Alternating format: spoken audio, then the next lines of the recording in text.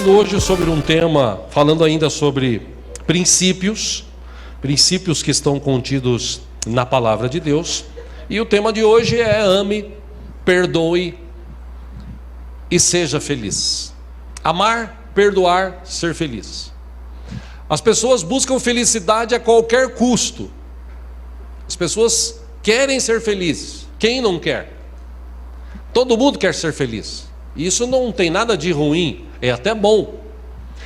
Mas infelizmente perdeu-se o sentido do que é felicidade. Felicidade para muitos é um ideal, algo que eu vou alcançar quando eu tiver tal coisa. Por exemplo, tem jovens que dizem assim: eu só vou ser feliz quando eu me casar e sair da casa do meu pai, da minha mãe, que vive falando na minha orelha. Aí quando eu me casar, aí eu vou ser feliz. E aí está um engano, porque aí ele vai ter que começar a trabalhar e pagar as contas, e ele vai ver que não é fácil. Tem outros que falam assim: o dia que eu comprar um carro, aí eu vou ser feliz. Aí eu vou sair com as minas, ou então eu vou sair com os minos e tal. Quando eu me formar, quando passar toda essa luta, 4, 5, 6 anos, aí sim, quando eu me formar, estiver no meu escritório, aí eu vou ser feliz. Quando eu tiver um aumento de salários, eu vou ser feliz. Quando eu ganhar na loto, eu vou ser feliz. Quando... E fica nesse sonho, e nunca é feliz. Aliás, nunca se viu tanta gente infeliz como vê nos dias de hoje. Tem muita gente que sorri, mas por dentro ele está infeliz. É aquele sorriso triste. E por quê? Estou falando para cristãos, gente que está dentro da igreja. Porque as pessoas colocam a sua esperança nas coisas. As coisas podem até trazer felicidade, mas é momentânea. Porque somente Deus pode nos tornar felizes sempre. Aliás, felicidade não é um alvo, felicidade é um momento. Eu posso, mesmo estando enfermo, mesmo estando passando por dificuldades, por alguns problemas, eu posso estar feliz. Por quê? Aí é questão de entendimento. É questão de entender que felicidade não está ligado a coisas, a situações. Felicidade, para quem conhece Deus, ela é o dia, o momento. Um dos salmistas, que escreveu o Salmo 118, versículo 24, ele deixou bem claro: este é o dia que o Senhor fez. Então, regozijemo-nos, alegremo-nos neste dia. Eu não quero viver na esperança de ser feliz amanhã, eu quero viver feliz hoje. Mas as pessoas não conseguem viver feliz hoje porque hoje elas estão preocupadas. A igreja hoje se tornou um local onde as pessoas vão para ter coisas. Elas querem a bênção de Deus a qualquer custo, às vezes querem pagar por isso, para ter a bênção, o favor de Deus, para ser felizes. E felicidade não está ligada a isso. Aliás, até eu arrisco dizer, baseado na Bíblia, que felicidade você não compra. A felicidade existe para aqueles que têm Deus dentro da sua vida e têm um entendimento do que é ter Deus dentro de sua vida. Eu citei aqui de manhã a letra de uma canção que foi escrita, o escritor aqui foi muito feliz na letra, uma canção daquele Ministério Lagoinha. Minha irmã cantava muito esta música. O título da música: Tua Presença. Então a pessoa que cantava ou canta essa música, ela está cantando assim para Deus: onde quer que eu esteja, Senhor, em um vale ou num alto de uma montanha, o que faz o meu dia ter cor é a beleza da tua companhia. Não importa o lugar, Se comigo o Senhor está, não me importa. Com muito ou pouco eu sou feliz. Não importa o que está do lado de fora. És o meu tesouro e estás dentro de mim. Aí no refrão ela canta, ou ele canta: tua presença faz toda a diferença. Tua presença transforma o meu deserto em um jardim secreto. Que tipo de jardim secreto é esse? O autor escreveu: um lugar de intimidade contigo. Tu és tudo o que eu preciso. E numa segunda parte da música ele diz assim: eu prefiro estar num deserto e ter o Senhor bem por perto. Se guiado por teu Espírito eu sou, não importa o lugar onde estou, eu não temerei. Tua presença faz toda a diferença. Essa música é linda. O cara que compôs, fantástico. Só que é uma letra que muita gente não pode cantar. Muita gente que está dentro da igreja não pode cantar uma letra dessa. Porque para ele não importa a presença de Deus. Para ele importa ter coisas. E ele vai na igreja para buscar as coisas. E por conta dessa falta de entendimento das pessoas hoje em dia, do que é estar na presença de Deus, do que é ter Deus como Rei e Senhor de sua vida, por falta desse entendimento, é que a gente vive em meio a cristãos frustrados, cristãos afastados, cristãos que estão para baixo. A gente vive um tempo assim. No século 21, os crentes de hoje são, me permite essa expressão, meia boca. E por que isso acontece? É simples. Nós estudamos semana passada aqui sobre princípios, o princípio da honra, e a Bíblia também ensina um princípio em relação a amor e perdão. Amor e perdão estão ligados. Jesus falou muito de amor e de perdão. Eu citei aqui de manhã, inclusive, uma história que eu assisti dia desses no Discovery, canal Discovery, que tem um dos programas fala sobre quilos mortais, pessoas que comem muito e essas pessoas acabam ficando extremamente obesas e muitas delas não conseguem nem se locomover direito. E um dos episódios que assisti falava de um rapaz, talvez 26, 27 anos, 280 quilos. Ele mal conseguia caminhar. Acho que a grossura da batata da perna dele assim dá metade meu aqui. E ele queria emagrecer, porque ele se sentia excluído. As pessoas olhavam para ele e olhavam com um olhar de desprezo. E ele queria mudar a história da vida dele. Ele queria ser feliz. E aí, nesse programa, existe um médico lá nos Estados Unidos que atende pessoas assim, e ele é bem claro, bem lógico e bem pontual. Ele, quando a pessoa vai se tratar com ele, ele fala assim: meu, você tem quantos? 280 quilos? Por que você come tanto? O que você está fazendo assim? Por quê? Por quê? Por quê? E o médico, ele sempre usa essa expressão: você vai morrer. É um cara que tem esse tipo de gordura no corpo, você vai morrer. Não tem como você não morrer. Então o que eu faço, doutor? Eu gostaria de operar, fazer aquela cirurgia bariátrica, tirar a parte do estômago. E aí ele falou: não, espera um pouquinho, para isso acontecer você tem que emagrecer. Não tem como fazer uma cirurgia numa pessoa que tem o peso que você tem que emagrecer. Então eu vou te receitar uma dieta, você vai ter que cumprir essa dieta, e daqui X meses, caso você consiga emagrecer de 8 a 10 quilos por mês, quem sabe daqui um ano, quando você tiver mais ou menos uns 130 quilos, a gente volta a conversar e faz a cirurgia. Mas antes disso não tem jeito. E aí ele teve que se esforçar.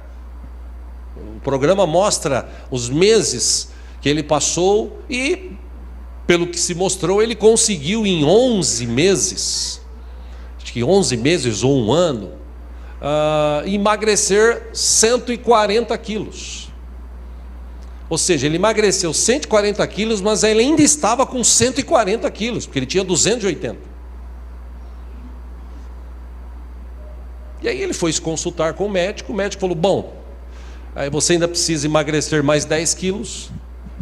E ele pediu, falou com o médico, mas falou, tá bom, eu vou operar você. Foi feita a cirurgia, tirou-se uma parte também do seu, além de cortar lá o estômago, diminuir, né, o estômago, tirou-se uma outra parte, e o médico disse para ele, agora você vai ter que continuar bebendo um certo tipo de produto, principalmente água, você vai ter que comer bem menos, porque você tem que chegar no peso ideal. Para a tua altura, você tem que ter no máximo 80 quilos. Então você tem que chegar, você ainda tem que perder 60 quilos. E o médico também disse para ele, e você precisa consultar uma psicóloga. A psicóloga, ela vai te ajudar a entender por que você come tanto. E ele, como fazia parte do programa de emagrecimento e tal, de atendimento do médico, ele se submeteu a uma psicóloga. E a primeira coisa que a psicóloga perguntou, falou, me fala de você. E aí ele falou, não, eu quando era criança, meu pai, minha mãe, eles sempre me elogiaram, me amavam muito, mesmo sendo um pouquinho mais gordinho do que as crianças da época, eles sempre me ajudaram, eles sempre isso, eles sempre aquilo outro, e tal, e tal, e tal. Ela, poxa, que legal, né? Você teve uma infância bacana, né, tal. Aí, de tanto que ele falou do pai, da mãe, ela perguntou, escuta, como é que é o teu relacionamento com o teu pai? Eu não falo com meu pai já faz 15 anos. Eu tive uma discussão com meu pai, ele traiu minha mãe, eu fiquei sabendo, a gente falou por telefone, eu falei poucas e boas para ele, e ele também falou um monte de coisa para mim, a gente discutiu feio e nunca mais eu falei com ele. Aí ela disse para ele, você precisa falar com teu pai. Se você não tiver esse tratamento agora dentro de você, escuta o que eu estou te falando, ela disse para ele, dificilmente você vai conseguir chegar no peso ideal. Existe algo dentro de você que está barrando você de ter uma vida saudável e feliz. Você não pode viver assim. Você deve falar com seu pai. E ele falou, não, eu não vou falar com meu pai, não vou falar com meu pai, não vou falar com meu pai. Terminou-se a primeira consulta assim, 2 meses depois ele voltou para falar, e ele tentava manter aqueles 10 quilos de emagrecimento por mês, mas ele não conseguia. Teve meses que ele emagreceu 2 quilos, teve outro mês 4 quilos, e ele não conseguia, ele se esforçava, não dava mais. E ele foi se consultar com o médico, e o médico falou, para tirar essas peles aí que você tem sobrando, você tem que emagrecer mais, senão não vai ter jeito. E aí ele voltou no consultório da psicóloga, e ela insistiu, e aí, falou com seu pai? Falou, não, eu não quero falar com meu pai, não tem jeito. E, enfim, moral da história, depois de tanto insistir, ele conseguiu pela internet descobrir o número do telefone do pai, morava com uma moça. A moça disse, o que você decidir eu te apoio. E mesmo ela falando isso, ele olhava para o pedaço de papel anotado o número do telefone e falou, sabe o que eu vou fazer? Eu vou escrever uma música para o meu pai, que ele era músico. Aí ele escreveu parte de uma letra falando assim, meio coisa sem coisa. Perguntou para a noiva, para a namorada, né, o que você acha? Ela falou, tipo legal, para incentivar, né? Tipo legal. E ele falou, eu estou pensando em cantar para ele e tal, mas eu estou pensando ainda. Enfim, o episódio terminou, ele não falou com o pai, e ele não conseguiu perder o peso que ele precisava. E eu já falei aqui, repito, isso é provado e comprovado pela medicina, pela ciência, 75% das enfermidades que as pessoas têm são psicossomáticas. São doenças que começam no psique, na mente, e afetam o corpo. Pelo que aquela psicóloga disse, ele, quando teve esse problema com o pai, que ele começou a comer, ele perdeu o controle, começou a comer desesperadamente, comer. Isso gerou dentro dele um corpo parecia um monstro, de tão gordo que era, tudo caindo e tal, e eu ainda até brinquei assim, falei com a minha esposa, falei assim, pô, o cara devia dar graças a Deus ainda tem uma mina que está do lado dele, né? Porque outra qualquer já tinha ido embora. E muita gente, como esse rapaz, está doente, doença espiritual que está na mente e afeta o organismo. Quando ele tentou com as forças próprias emagrecer, ele chegou até um ponto, dali para frente ele não conseguiu mais. Eu disse aqui quinta-feira, estava na quarta passada com um senhor, e esse senhor ele disse para mim, eu tive um problema, pastor, por causa daquele senhor lá do acampamento.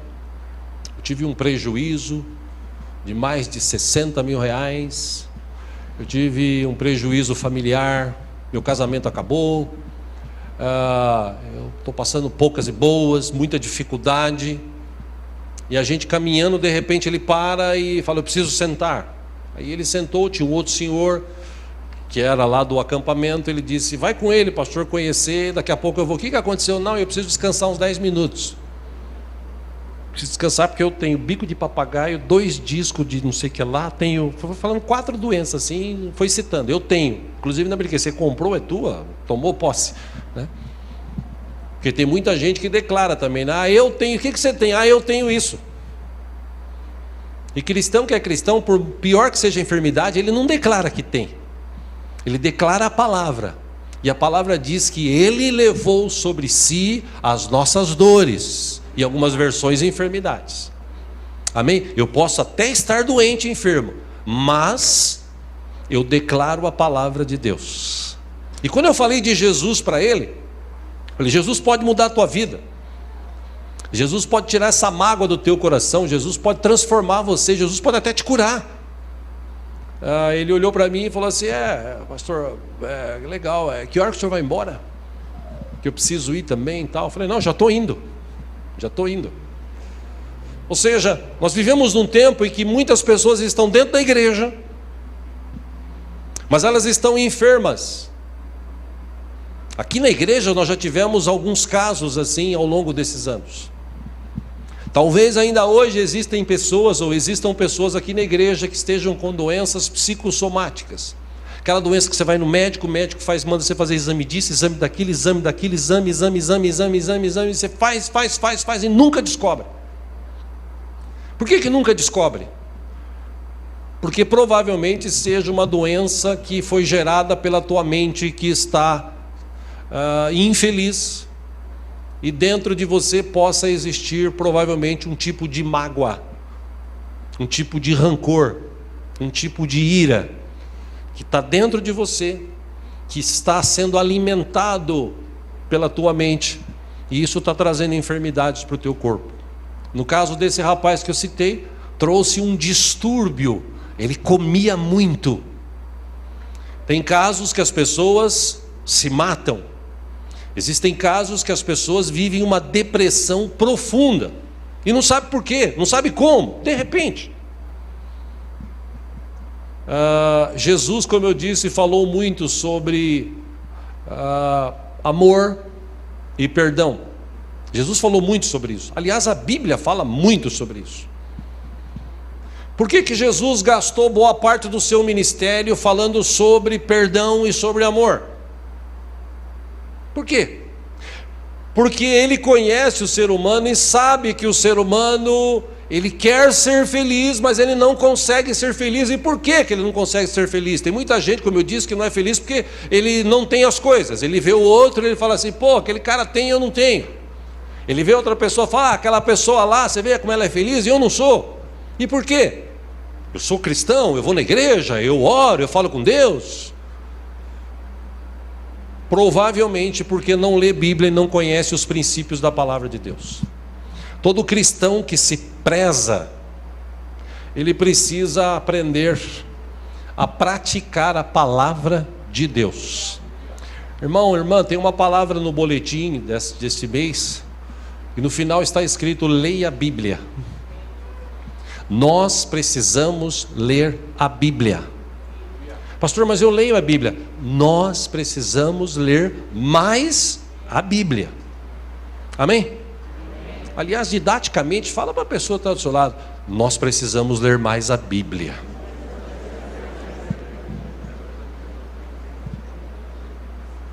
Porque se a gente ler a Bíblia, ela vai entrar no nosso coração. Ela entrando no nosso coração, nós vamos praticá-la.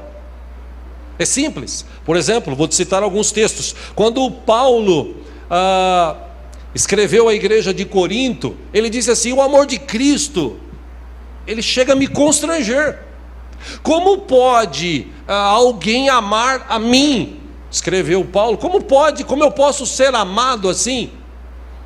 Alguém que vivia perseguindo cristãos, que assistiu morte de cristãos, que lutava contra o cristianismo de uma forma ferrenha, a ponto de levar cristãos para a prisão, a ponto de ter cartas e inclusive até assistir pessoas sendo mortas.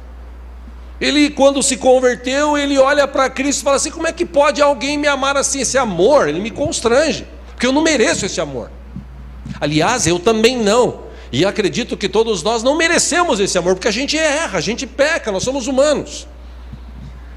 Quando Paulo escreveu em 2 Coríntios capítulo 5, versículo 14, ele escreveu assim, a partir do 14: pois o amor de Cristo nos constrange. E por quê? Porque nós estamos convencidos de que um morreu por todos, logo todos morreram. Se um morreu por todos, aquele negócio, né? Um por todos, todos por um. E não cada um por si, Deus por todos. Ele entende o seguinte: se Jesus morreu por mim, eu também vou morrer por ele. De que forma? Da forma que Jesus ensinou. As coisas velhas vão passar, tudo vai se fazer novo. Versículo 15 ele disse: e ele morreu por todos, para que aqueles que vivem já não vivam mais para si mesmos, mas para aquele que por eles morreu e ressuscitou. E que Paulo está dizendo aqui? Irmãos, a gente tem que viver uma nova vida. Mas na cabeça das pessoas, ir para a igreja é assim: eu vou para a igreja porque vai ter uma campanha de 7 sextas-feiras, vai ter uma campanha de 7 domingos, vai ter uma campanha de 7 quintas, vai ter os 6 dias, vai ter os 12 dias, vai ter os 40 dias, e vai ter, então eu vou para a igreja porque eu estou no propósito de fazer, de ganhar, de tal, e eu vou orar, e eu vou orar naquele negócio que o cara ensina, o cara fala assim: irmão, declara, eu sou mais que vencedor em Cristo Jesus, aleluia. Tem umas que até sapateia ainda, né? Nada contra. Mas o que você está declarando? Como é que está a tua vida dentro de você? Como é que está o teu relacionamento com as pessoas? Como é que está o teu entendimento em relação à palavra? Já que coisas fundamentais da palavra, muitos não praticam. Em 1 João capítulo 4, versículo 19, João escreveu: nós amamos Ele, porque Ele nos amou primeiro. A gente ama a Deus porque Ele nos ama. Se alguém afirmar: eu amo a Deus, mas odiar o seu irmão, é mentiroso. Pois quem não ama seu irmão a quem vê, não pode amar a Deus a quem não vê. Como é que eu posso falar de amor, dizer que eu amo a Deus, se tem pessoas dentro da igreja, dentro da minha família, que eu não consigo amar, que eu não consigo me relacionar? Chega na igreja, aquele irmão que eu não gosto, ele senta lá, eu sento aqui. Eu não sei como é que vai ser no céu, se é que vai entrar no céu, porque no céu não tem disso, não tem placa de igreja, lá não tem sexo, se é masculino ou feminino, lá todos vão ser da forma que Deus determinar. Lá nos céus não entra mágoa, lá no céu não tem grupinho, lá no céu serão todos servos de um Deus vivo, lavados e remidos pelo seu sangue, com um corpo glorificado, vivendo o restante da eternidade, ou toda a eternidade, adorando a Deus. e cumprindo o que Ele tiver para a gente cumprir. Quer dizer, como é que eu posso me relacionar dizendo eu amo a Deus, se eu não consigo amar a pessoa que está do meu lado? E Jesus, inclusive, Ele foi além. Quando Jesus foi perguntado sobre amor, Ele, em Mateus 22, 37, ou a partir do 37, Ele respondeu a pergunta que foi feita. Ele disse assim: ame o Senhor, o seu Deus, de todo o seu coração, de toda a sua alma, de todo o seu entendimento. Versículo 38, este é o primeiro e maior mandamento. E o segundo é semelhante a ele: ame o seu próximo como a si mesmo. Outro texto, Jesus diz assim, Mateus 5,44, eu digo para vocês, olha o que Jesus está falando: amem os seus inimigos e orem por aqueles que os perseguem. Ô pastor, orar pela pessoa assim da família, pessoal que está passando esse momento difícil aí com o vírus, eu até oro, mas o meu inimigo eu quero mais que ele se lasque. Aliás, tem uns crentes macumbeiros, né, que ele faz aquelas orações tipo assim: Deus, queima aquele lá, Pai, queima aquele ali, ele vai ver, ele precisa saber o Deus que eu tenho. E o pior é que Jesus não ensinou isso. Jesus está dizendo aqui: ame os seus inimigos e ore até por aqueles que te perseguem. É, pastor, mas você não sabe o cara que me persegue lá no emprego. Que tem um cara lá, tem uma mulher lá que só Jesus dá calça. Se eu pudesse, eu dava um tapão assim de mão aberta na orelha. Mas eu tenho que amar, né? Não, eu não tenho o quê? Eu amo porque eu conheço a Deus. Amém, irmãos? Amém. João capítulo 15, versículo 13, Jesus falou assim: ninguém tem maior amor do que este. Que amor é esse? Daquele que dá a sua vida pelos seus amigos. Amor, perdão, eles estão juntos. É incrível. Já citei outras vezes, como falei de manhã aqui, amor e perdão não são sentimentos. Porque quando você sente, você foge do princípio bíblico. Porque a Bíblia não está dizendo assim: quando você sentir, ame o seu irmão. Quando você sentir, perdoe o seu irmão. Não, a Bíblia está dizendo o seguinte: ame o seu irmão, perdoe o seu irmão. Então, amor e perdão são atitudes, não são sentimentos, são atitudes. Porque se você esperar dentro de você, você sentir de perdoar, meu irmão, vai demorar. E você vai começar a alimentar, como eu disse no começo, dentro da sua mente um ódio, um rancor. Aquilo vai gerar uma ira, aquilo vai trazer problemas, aquilo vai... E por aquele rapaz que eu citei aqui, era simples. Era simples. É, pastor, mas você não sabe o que o meu pai falou para mim, a minha mãe me falou. Era simples. Quem conhece a Deus, pega o telefone, marca, vai lá, fala assim: me perdoa por tudo que eu falei, e eu também te perdoo por tudo que o Senhor me falou. A partir de agora, eu não tenho mais ódio, mais rancor, nada. Eu quero viver minha vida, e eu quero viver uma vida feliz, diante da sociedade, da família e diante de Deus. Simples. Só essa atitude já geraria dentro dele a cura, a libertação daquele mal que ele estava vivendo. Então dá para entender por que tem muita gente dentro da igreja que está sempre enferma, não prospera, não cresce, também, claro, por causa de outros princípios, mas esses dois princípios são primordiais: amor e perdão. Quero ler um texto com vocês, você que trouxe a sua Bíblia, no livro de Mateus, capítulo 18. Deus é bom.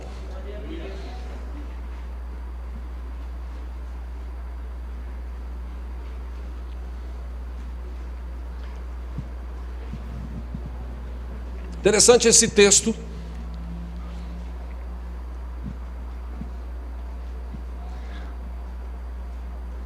Porque Jesus, se tiver alguém sem Bíblia do teu lado, se você puder repartir a leitura, faça isso. Porque quando Jesus falou de amor e de perdão, e foi além, em relação até aos próprios inimigos e os que vos perseguem. Eu imagino que isso criava dentro deles aquele negócio assim que fala: pô, esse cara tá louco. Como assim? Esse cara tá louco. Não. Tanto que os fariseus da época bateram de frente com ele, porque ele falava assim: vocês precisam mudar essa atitude de vocês. Vocês são religiosos, vocês não servem a Deus, vocês são religiosos. Vocês estão vivendo uma religiosidade. Vocês precisam mudar isso dentro da sua vida. Versículo 21 de Mateus 18. Jesus estava falando exatamente sobre isso. Pedro aproximou-se de Jesus e perguntou: Senhor, e Jesus, já que o senhor falou de perdão, né? Quantas vezes eu tenho que perdoar meu irmão? Aí ele dá uma sugestão: 7.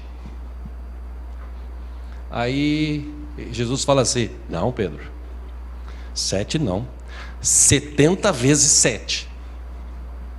E aí Pedro, 490 vezes, mas é muito perdão.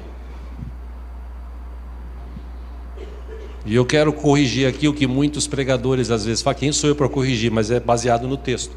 Muitos pregadores dizem o seguinte: você tem que perdoar 490 vezes por dia. Não, no texto não fala isso. O texto, Jesus está dizendo, aliás, Pedro pergunta: quantas vezes deverei perdoar a meu irmão quando ele pecar contra mim? Ou seja, quando alguém pecar contra mim, quantas vezes eu tenho que perdoar ele? Aí Jesus falou 70 vezes 7. Aí Jesus, inteligente, ele conta uma história. Volte aí para a Bíblia, versículo 23. Ele diz assim: por isso, por causa dessa atitude de vocês, falta de perdão, entendimento, por isso, ele conta uma história. Ele diz: o reino dos céus é como um rei que desejava acertar contas com seus servos. Versículo 24, quando começou o acerto, foi trazido à sua presença um que lhe devia uma enorme quantidade de prata.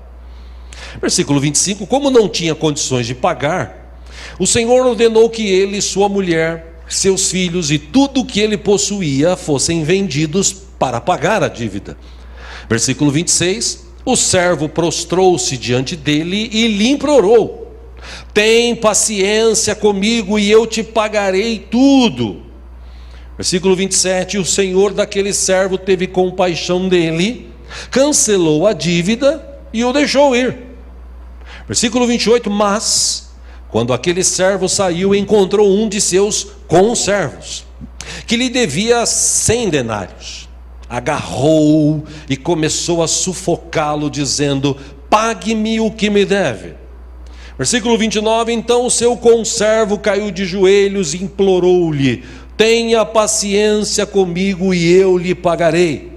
Versículo 30, mas ele não quis, antes saiu e mandou lançá-lo na prisão até que pagasse a dívida. Versículo 31, quando os outros servos, companheiros dele, viram o que havia acontecido, ficaram muito tristes e foram contar ao senhor ou ao seu senhor tudo o que havia acontecido. Versículo 32, então o senhor chamou o servo e disse: servo mau, cancelei toda a sua dívida porque você me implorou. 33, você não devia ter tido misericórdia do seu conservo como eu tive de você? Versículo 34, irado o seu senhor entregou aos torturadores até que pagasse tudo o que devia. 35 e último, Jesus fecha dizendo o seguinte: assim também lhes fará meu Pai Celestial, se cada um de vocês não perdoar de coração a seu irmão. Então, Jesus está dizendo o seguinte: perdão é atitude. E de que forma que eu devo perdoar? Do jeito que eu fui perdoado. Olha, eu fui perdoado. Eu perguntei aqui de manhã: quem já recebeu Jesus como Senhor e Salvador? Tem Ele na sua vida? Levanta sua mão assim e tal. Não precisa ter medo, não é pegadinha não, tá? Você recebeu Jesus como Senhor e Salvador, está com medo de levantar a mão? Levanta a mão bem alta assim: eu sou lavado e remido pelo sangue de Jesus.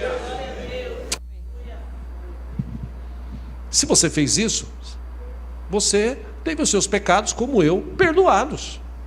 Todos os pecados. Aí a gente começa uma nova vida como esse cara. Vou te dar uma ideia de proporção. Vamos dizer que ele devia R$1 milhão. E essa dívida de R$1 milhão foi perdoada. Ele tinha um conservo que devia para ele R$100. É essa a proporção. Ou mais ou menos esta proporção. E por causa de R$100, ele pega o cara pelo colarinho, ele sufoca e ele manda prender. Ou seja, o cara que recebeu o perdão de R$1 milhão está fazendo conta de R$100.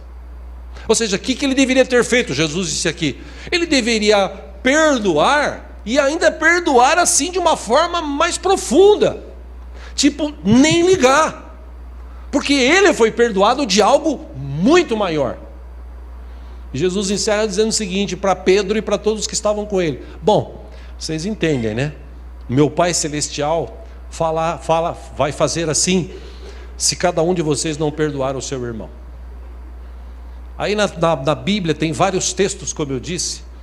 Aliás, tem 460 vezes aparece na Bíblia a palavra amor, e 27 aparece a palavra perdão. O apóstolo Paulo, escrevendo à igreja aos Colossenses, igreja de Colosso, capítulo 3, versículo 13, ele disse assim: suportem-se uns aos outros e perdoem as queixas que tiverem uns contra os outros. Perdoem como o Senhor lhes perdoou. Então, que jeito que eu tenho que perdoar? Do jeito que Deus me perdoou. Ah, pastor, mas eu não tenho a capacidade de Deus. Então você precisa ler a Bíblia, orar para ter essa capacidade, porque só assim você vai ser feliz. Em Efésios capítulo 4, versículo 32, Paulo, escrevendo à igreja de Éfeso, ele disse: antes, sede uns para com os outros benignos, misericordiosos, perdoando-vos uns aos outros, como também Deus vos perdoou em Cristo. Naquela oração dominical, que todo mundo recita, mesmo até os ateus, ou os que não são cristãos, eles recitam essa oração, essa fala de Jesus, como uma reza, como mantra, sei lá. Mateus capítulo 6, versículo 9. Quando Jesus estava falando de oração, ele disse assim: vocês orem assim: Pai nosso que estás nos céus, santificado seja o teu nome. Venha o teu reino. Seja feita a tua vontade, assim na terra como no céu. Aliás, acho que só na versão da cabeça das pessoas que tem essa palavra, venha a nós o teu reino. Eu não encontrei em nenhuma versão na Bíblia essa expressão, venha a nós o teu reino. É venha o teu reino. Tá? Então as pessoas quando oram, ainda oram errado. Seja feita a tua vontade, assim na terra como no céu. Versículo 11, dá-nos hoje o nosso pão de cada dia. Versículo 12, perdoa as nossas dívidas, assim como perdoamos os nossos devedores. Versículo 13, não nos deixes cair em tentação, mas livra-nos do mal, porque teu é o reino, o poder e a glória para sempre. Amém. Aleluia. Oh, glória, que texto maravilhoso. Só que Jesus continua, versículo 14, dizendo o seguinte: pois se perdoarem as ofensas uns dos outros, o Pai Celestial também lhes perdoará. Mas, se não perdoarem uns aos outros, o Pai Celestial não lhes perdoará as ofensas. Aí você começa a refletir e entender o seguinte: por que tem tanta gente na igreja triste, infeliz, fraca espiritualmente, doente? Por quê? Não, pastor, é que Jesus falou que a gente ia viver num mundo de aflições. Sim, mas o tempo todo? Nunca tem um refresco, uma folga? É sempre assim? A Bíblia não diz isso. O problema é falta de entendimento. Porque hoje a igreja virou aquele, como eu disse há pouco, balcão de comércio. Eu vou para a igreja porque foi dito que lá, se eu der X reais, Deus vai me dar Y. Lá, se eu fizer uma campanha de X dias, nada contra, mas se eu fizer uma campanha de X dias, aí sim no 7º dia, ou no 14º dia, ou no 3º, ou no 40, que essas campanhas geralmente são baseadas em textos bíblicos, né? Quando é 12, os discípulos, quando é 40, os dias que Jesus passou orando, ou o povo caminhando no deserto, quando é 3, é o Pai, Filho e Espírito Santo, enfim, é baseado nesses números que as pessoas marcam isso, a pessoa fala, então eu vou lá, eu vou fazer, eu vou cumprir esse propósito e tal, e termina e não acontece nada. Aí ele vai embora frustrado, ele fala, essa igreja aqui não é de nada, eu preciso de uma igreja. Não, o problema não está na igreja, o problema está na pessoa que vai para a igreja achando que só se ela fizer isso, aquilo, cumprir esses mantras, essas ordens, falar essas coisas, repetir alguns textos assim, textos inteligentes, tal, que tem na Bíblia, aí a coisa vai mudar. Não, precisa ter uma atitude dentro de você, dentro de mim. Nós precisamos mudar a nossa vida, precisamos mudar o nosso jeito de pensar, o nosso jeito de agir. Nós somos cristãos, nós somos lavados e remidos pelo sangue de Jesus. Nós precisamos mostrar para a pessoa que Jesus perdoa, que Jesus traz paz, que Jesus deixa a gente feliz, mesmo com muito, mesmo com pouco, a gente é feliz, porque a nossa felicidade não está nas coisas, ela está em Deus, Ele está conosco. Essa falta de entendimento que falta nas pessoas hoje, nos crentes de hoje. Por isso que você vê muita gente aí, cabeça baixa. Como é que vai, meu irmão? Irmão, vou indo. É tão difícil, meu irmão. Meu irmão, que luta, né? Eu estou há 2 anos nessa luta. Já falei aqui, tem crente que vive em prova. Eu acho que está em prova porque falta estudar, né? Porque está sempre passando a mesma prova. Ler a Bíblia. Praticar a palavra.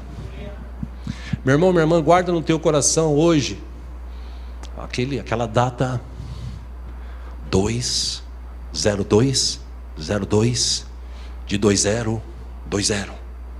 É uma data assim que não vai mudar nada. Vai continuar sendo 2/02 de 2020. Mas hoje, 2/02 de 2020, guarda no teu coração. Perdão, amor, abre portas espirituais, liberta. Perdão é uma chave que Deus te dá, e você tem a atitude de ir lá e abrir e liberar perdão. Amor é uma chave que Deus já te deu. Então você vai para a igreja para ter coisa, irmão, esquece. As coisas Deus já nos deu. Como assim, pastor? Senão a Bíblia seria mentirosa. Efésios, capítulo 1, versículo 3, diz que Deus já nos abençoou com toda sorte de bênçãos nas regiões celestiais. Poxa, se Deus já me abençoou, por que eu não vou viver nessas bênçãos? Simples, porque você está focando em algo que não deveria ser o seu foco. Você deveria aprender a palavra, praticar a palavra, os princípios dela, e estes princípios vão trazer para você uma vida saudável e feliz. Mas as pessoas não querem praticar, porque é difícil você liberar perdão, é difícil você amar quem você não conhece, é difícil, nossa, é difícil. Irmão, perdão é que nem remédio. Você toma remédio para curar a tua vida. Perdão faz mais bem em você do que no outro. Quando você tem alguma rixa, alguma coisa com alguém, as pessoas estão deixando de viver felizes. Hoje, as pessoas estão doentes hoje, porque elas não entenderam ainda esses princípios bíblicos. Princípio bíblico é princípio bíblico. A Bíblia, ela mesmo se completa. Eu quero encerrar falando sobre isso aqui para a gente participar da ceia. A Bíblia, ela mesmo se completa. Ela mesmo diz que, como uma faca de 2 gumes, ela corta dos 2 lados. Ela tem o poder de separar juntas, medulas. De que forma isso? É aquele negócio que te põe na parede. Que você pode até dizer assim, não, isso aí para mim, eu não acredito muito nessa palavra aí não, viu? Não é bem isso que está escrito aqui. Eu já ouvi muito isso. Hoje, no século 21, Aliás, é o que eu mais ouço de pessoas hoje em dia para justificar os seus erros. Não é bem isso que diz a Bíblia. É igual sexo. Sexo antes do casamento ou fora do casamento. Fala, não, sexo todo mundo faz. Depois Deus perdoa. Deus perdoa. Se você se arrepender, Ele perdoa. Só que a consequência você vai pagar depois. Uma hora a conta chega. Dar um chapéu no outro, roubar o outro e tal. Você vai pagar as consequências. Deus perdoa. Pastor, eu perdoo todo mundo, menos aquela pessoa, meu pai, minha mãe, meu irmão. Eu fico imaginando, meus irmãos, Esaú, a vida desse homem, durante anos, presta atenção, anos, alimentando dentro dele assim, o dia que eu pegar meu irmão Jacó, eu vou matar, que esse desgraçado roubou meu direito de primogenitura. O próprio nome dele diz Jacó, enganador. Ele me enganou meu pai. Mas ele vai ver no dia que eu encontrar ele. Esse cara casou, esse cara teve filhos, esse cara tinha bens, mas ele não era feliz. Ele não via a hora de encontrar o seu irmão para matar. O texto da palavra diz isso.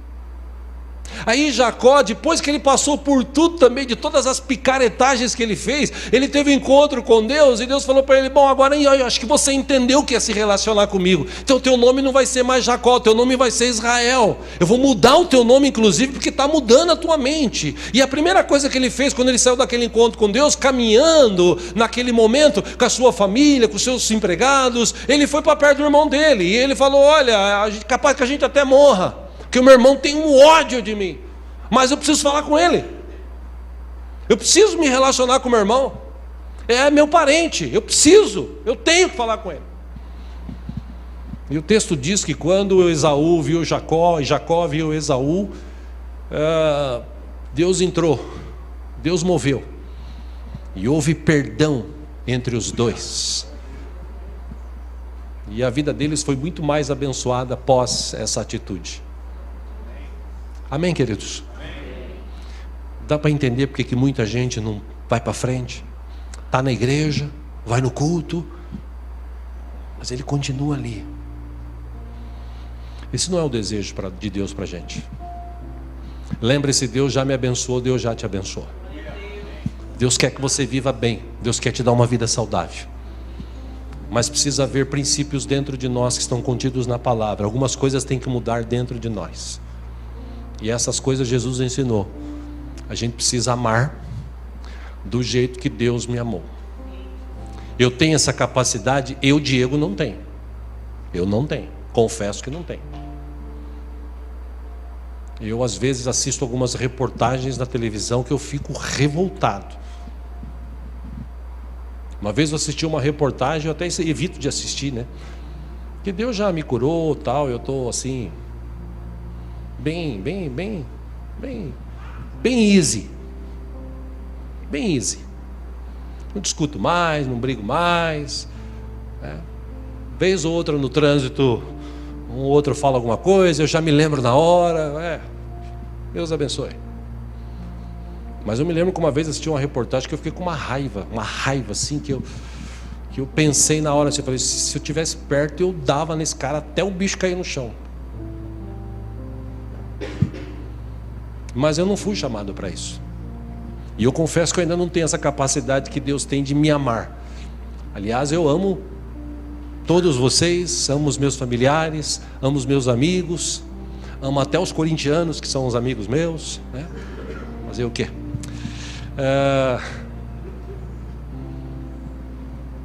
Mas eu não tenho ainda a capacidade que Deus tem de nos amar. Mas eu tenho buscado a cada dia essa capacidade. Eu confesso que eu não tenho a capacidade que Deus tem de perdoar. Mas eu a cada dia tenho buscado essa capacidade de perdoar mais. De olhar para a pessoa e ver a situação dela. E olhar a situação dela e falar assim, espera um pouquinho, eu já cheguei num estágio que eu não preciso descer no nível dela e discutir com ela, e ficar com raiva dela, e guardar mágoa dela, e isso vai trazer problema para a minha vida. Não. Talvez seja até por isso que eu agradeço a Deus todos os dias, que eu não tenho essas enfermidades, essas coisas, porque para mim não tem tempo ruim. Eu não tenho mágoa de ninguém, raiva de ninguém. Ao contrário, eu dou risada de tudo, dou risada até de mim mesmo. Até de mim mesmo eu dou risada. Não estou nem aí. Vivo a vida a cada dia. Eu sou feliz hoje. Hoje sou feliz. Hoje. E tenho lutas e tenho dificuldades. Mas eu vivo a vida. Porque eu sei que Deus está comigo. Eu sei que Deus me ama. E por isso eu quero essa capacidade dele de perdoar a mim. Eu quero transmitir isso para as pessoas. Se você quer ter uma vida feliz, está aí a dica. Pratique os princípios da palavra. Vimos semana passada sobre honra. Hoje, ame, perdoe e seja feliz. Depende de você, não depende de Deus. Depende de você. Se você mudar isso dentro da tua mente, você vai ver que muita coisa boa ainda vai acontecer neste ano e pelo resto da tua vida.